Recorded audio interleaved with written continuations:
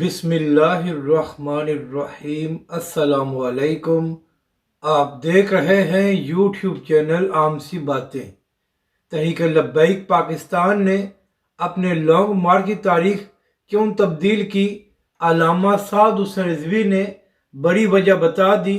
اس video میں ہم اسی کے متعلق بات کریں گے۔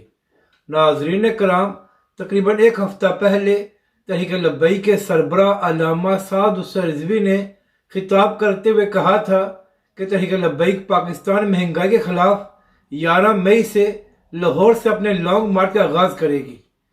تو ناظرین کرام، جیسے ہی تحریک لبیک کے سربراہ کی جانب سے یہ اعلان کیا گیا تو عمران ریاض اور پی ٹی آئی کے لوگوں نے یہ الزام لگانا شروع کر دیا کہ تحریک لبیک پاکستان 11 مئی کو اس لیے لانگ مارچ کا آغاز کر رہی ہے تاکہ 14 مئی کو پنجاب میں انتخابات نہ ہو سکیں۔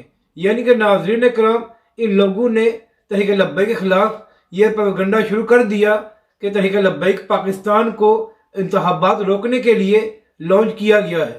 تو ناظرین کرام، تقریباً 3 دن پہلے علامہ سعد حسین رضوی اور تحریک لبیک پاکستان کی شورا نے ایک اور فیصلہ کیا۔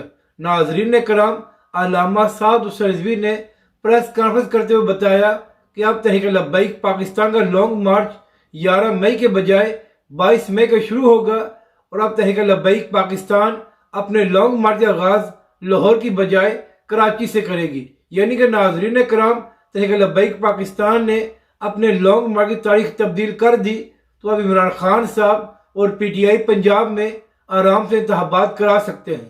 تو کل اسی حوالے سے جب ایک صحافی نے تحریک لبیک کے سربراہ سے سوال کیا کہ آپ نے اپنے لانگ مارچ کی تاریخ کو کیوں تبدیل کیا ہے، تو تحریک لبیک کے سربراہ نے کہا کہ ہمیں مشورہ دیا جا رہا تھا کہ چونکہ پنجاب میں ایک نگران حکومت ہے اور یہاں پر پی ڈی ایم کا کوئی بندہ نہیں ہے، تو یہاں سے لانگ مارچ کرنے کا کوئی مقصد نہیں ہوگا۔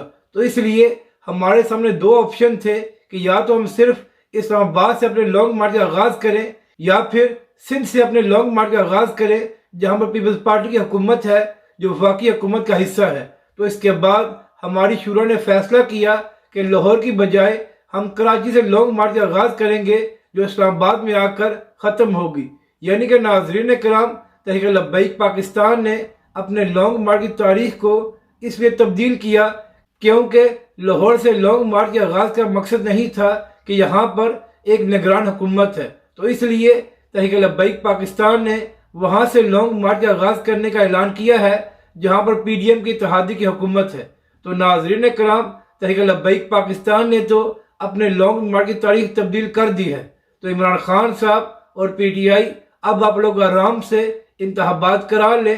اب آپ لوگ تحریک لبیک پاکستان یا علامہ سعد حسین رضوی پر الزام نہیں لگا سکتے کہ تحریک لبیک پاکستان نے لانگ مارچ کا اعلان کر کے پنجاب کے انتخابات کو خطرے میں ڈال دیا ہے۔